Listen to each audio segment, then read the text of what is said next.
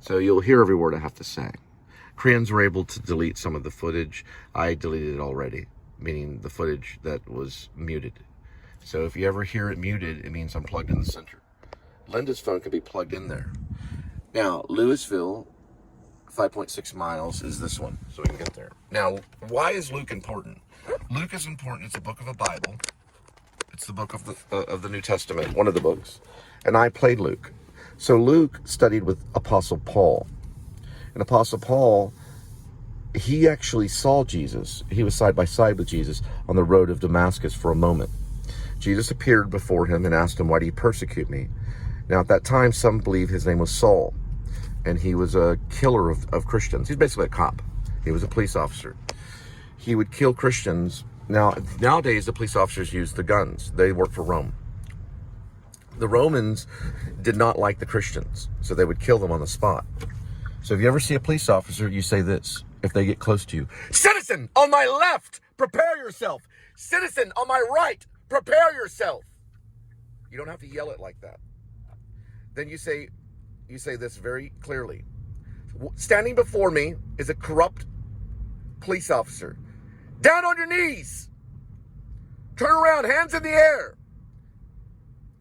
Citizen on my right, take his handcuffs and cuffing. It's on the utility belt. Cuffing, make sure it's secure. Citizen on my left, watch his handgun. Watch his handgun. Citizen on my left, watch his handgun. If he goes for the handgun, tackling. Do not tackle the police officer first. Wait for him to go for the handgun. Now, you take the handgun and you go hide it somewhere in the bushes or something like that. Citizen on my left or right. Always be direct. I learned this with CPR and stuff like that. Now, you always tell one person to do something. Don't tell two. Citizen on my right, call 911. Citizen on my right, call security. You can do it both ways. You can say security because they can call 911. Wait here for authorities to arrive, and that would be apprehending a corrupt cop, okay? Which they all are. But you can do that at any moment because you're a Christian and what you do is right. You do not smoke cigarettes. You do not drink beer. You do not drink wine. You can have grape juice. Occasionally, to celebrate, you can have a little bit of Red Bull every once in a while.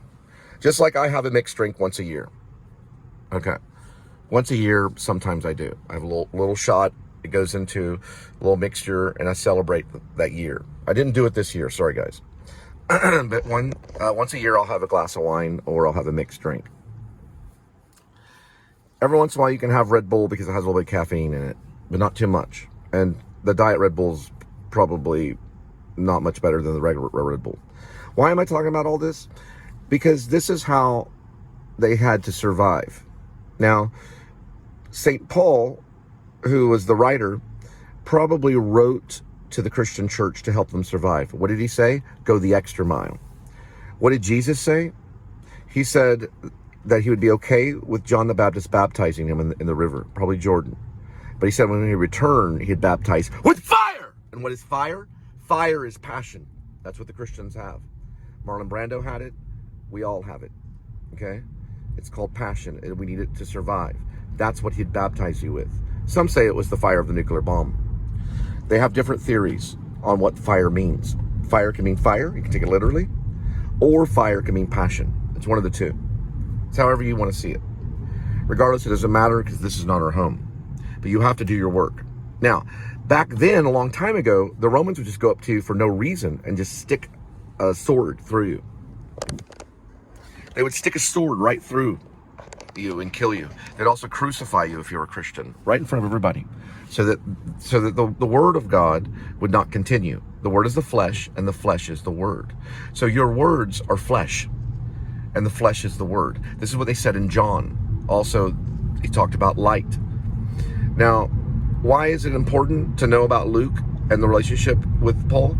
Because Paul taught him how to survive, how to be born again. Now, when we are surviving now, we have to do it a little bit different, okay? So we are going to have to probably place corrupt cops under arrest. Can a citizen do it? It is legal for a citizen to place a corrupt cop.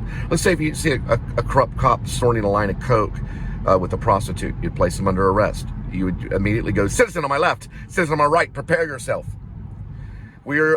Before me we have a corrupt cop. Hands in the air, turn around, and he's probably going to ask, what is the crime? Don't tell him. Wait for security, and also call 911. You're only concerned with the arrest. So his hands would go in the air, he would turn around on his knees, he'd go on his knees, and you would ask the citizen on your right, take the handcuffs and cuff him. Citizen on my left, watch his handgun. Citizen on my left, watch the sidearm.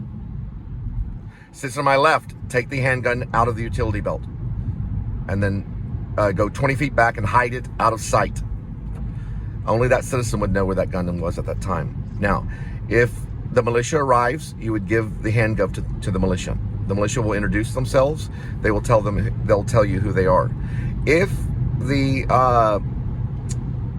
other police arrive, then you would announce the crime to that police officer, and it'd be he would go under investigation. Then the handgun would be retrieved. They're not going to be that worried about the handgun because it'd be hidden in the bushes, but you tell them where it was located. You can also hand the handgun to the militia. They're gun experts. Now, I am going to say something out loud. My militia, my current militia, were unarmed. But in Rib, in the story, we have all the weapons. Okay, in the story, we have the Macmillan TAC caliber, 50 caliber, sniper rifles, HK7s. I haven't gotten the HK7s yet in the story, but they do carry HK7s with silencers. We also have drones that can snipe from above, the perfect sniping from above with drones. So this is all in the fantasy novel called Rib. But there is a religious component, but we don't get into it till way later because they are going to time travel. They'll time travel in the Rib series. They'll even go back to time of probably Christ to witness the actual teachings of Jesus Christ, and the life of Jesus Christ would probably be in it later on. In Shepherds of Alaska, it's a cop drama. Okay, it's connected to Rib. Rib is his own series. Okay, it's like mixing. If C.S. Lewis wrote, well, let's say that, but it'd be like another writer. C.S. Lewis wrote a whole series of children's stories, but the Rib series in it is similar. It's going to be similar to more like C.S. Lewis and the Wardrobe, The Lion, the Witch, and the Wardrobe. That is true. It's going to be serious, a little bit like that, because they can time travel. Do you understand? Now, the other thing I wanted to say last about Shepherds of Alaska is you don't focus very much at all on the time travel, only on the theory, which is basically noted and created by the dwarf, which is Peter Dinklage character that I went and cast him as. The dwarf, which is known as Doc Shelby. Now, what's his real name? His first name is Guy. Right. That's the name he gives at the principal's office. He's actually a genius. His first name is Guy. And what's his last name? Regardless, the principal, though, his name is Jonathan Lee Smith. Dr. Jonathan Lee Smith. And before him, he gives his name, Guy. What's his last name? The dwarf would know. Okay? He gives that name to the principal, who I wanted Jack Nicholson to probably play his last role. Jack is about to turn 89 or 88. I'm going to double check this in a minute. But Jack is old. Jack Nicholson's old. I wanted this character to be very old. He's a substitute principal filling in probably at the academy, the Oakwood Academy for the Gifted and Talented. And he's there that day with a fake cigar, kind of squeezing it like George Burns. George Burns acted in his 90s, I think. But he's there to kind of basically fire the dwarf for what he did. He's an old man with all his taxidermy in his office. Now, of course, if Nicholson got it, we were doing this movie next year, he'd want to use a real cigar. I'd say, Jack, listen, I'm a big fan of David Lynch. We're going to keep this toy cigar in there. We're going to make it absurd, okay? And I tried to talk him into it. He'd probably get upset. But we're going to try to use a toy cigar in the scene. And that's an homage to David Lynch. All right. So we're still working on the book. We're not going to be able to get back to it for a while. I'm about 100. This will be a raw footage upload. I'm about 170 minutes behind schedule. I fell asleep last night. I woke up and I had to go like immediately. So I got up and I was like, oh, I have a news story about an arson fire that needs to go out, which I already released the text on it. And I have to lay down some stuff on that.